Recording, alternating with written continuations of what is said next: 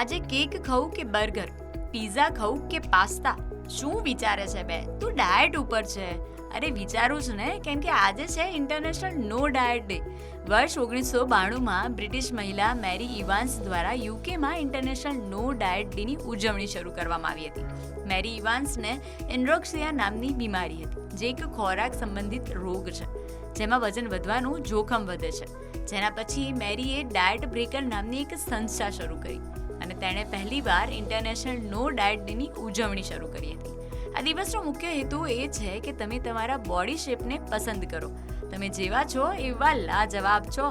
Diet કરો પણ સાથે ખાવાની મજા પણ માણો, કારણ કે અમુક વાર સ્ટ્રિક્ટ ડાયટના ચક્કરમાં આપણને ચક્કર આવવા લાગે છે અને વગર કામની ડોક્ટરની વિઝિટ.